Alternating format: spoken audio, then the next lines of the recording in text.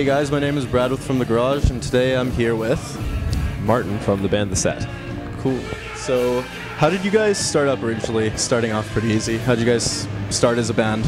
Well, originally we started actually kind of as a joke, to be honest. When we originally started out, the reason we're called Theset actually is because we only intended on playing one set of music. Nice. So yeah, we started as a joke just to make fun of emo music. So we put this whole thing together, and what came out of that, ironically enough, is that we really enjoyed playing together. So we stuck together and wrote actual songs, and cool.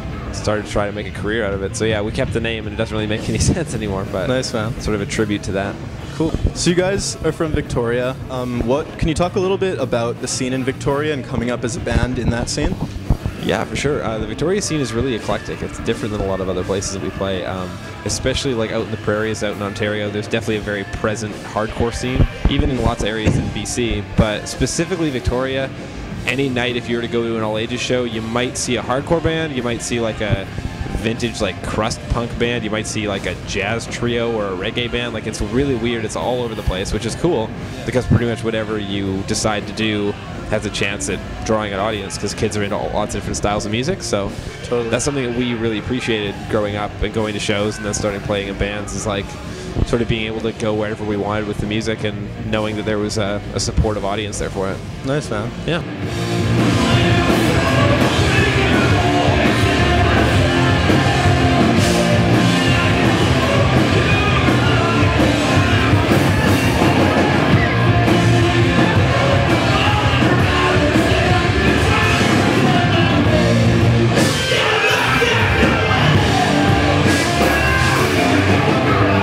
So a couple months ago, you guys were signed by Wax Records. That's right, yeah. How did they find you guys, and what was that whole experience like? Well, actually, ironically enough, it's strange. They actually are some of the first A&R people that ever approached us as a band. They first approached us, the guys at Wax Records. They used to be a label called Wind Up Records, and they approached us about 4 years ago, flew out and took us out for dinner, and were really excited about the band. And just because of various legal and political things with their label, we never ended up getting signed, but then as soon as they went out on their own and created their new label, we were one of their first signings. Nice, man. Congratulations. Yeah, thanks. So it's been a little while since you released something new. Do you guys have any stuff new in the works coming out anytime soon? Yeah, absolutely. Actually, we've got a few new songs on the MySpace right now, which is part of an EP that we've just finished recording with producer Julius Buddy, the guy who did Alexis on Fire and Protest the Hero. Yeah. So they sound really good. We're really excited about them. And actually, right after this tour, we're going to be heading back out to Juice's studio out in Toronto and finishing off the record, doing a bunch more songs. Cool, so that's exciting. We're aiming to have a new record out in June. Yeah, so cool. Soon enough.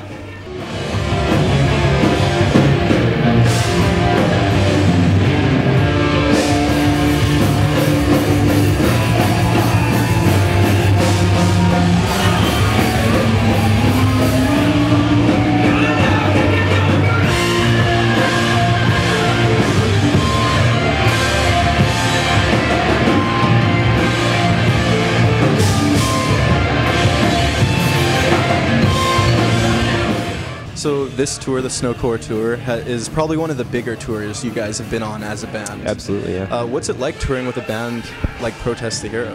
It's awesome. I mean, the great thing about Protest is not only are they a huge band and they draw lots and lots of people, so the shows are bigger than we're used to playing, but the great thing about them is because they're such a musical band as well. Like, they're so creative and they're such talented players that I never get sick of watching them. Yeah, so it's kind of fun to, like, every night to sit side stage and be like, wow. So they're a great band to tour with, and they're great dudes too. Yeah, they're awesome.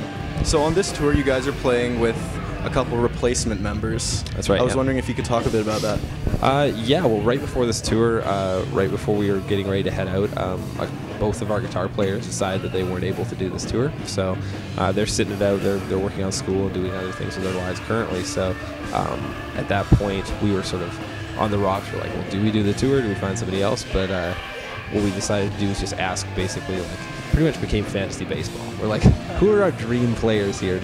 So we put out the word to a fellow named Harrison from A Trophy Life and Jeff from Acres of Lions, who are both great singers and guitar players. Yeah, definitely. And both of them said yes right away, which is really exciting. Yeah, so that's awesome. Those are the guys who are playing for us now. So it's awesome to play with other musicians that we have that amount of respect for, and we've played shows with their bands before, so Yeah. they add a lot to the music. Cool, man.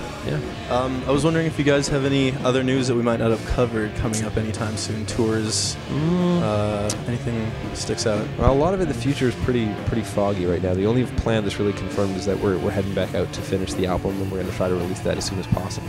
Probably as soon as we're done recording it, though, we'll be back out on the road. We're always trying to land different tours or opening slots here or there, so Nice. as soon as it happens, you'll know about it. Cool, man. Well, thanks for sitting down with me today. No problem. Thanks a lot. My name is Brad with From the Garage, bringing the music to you.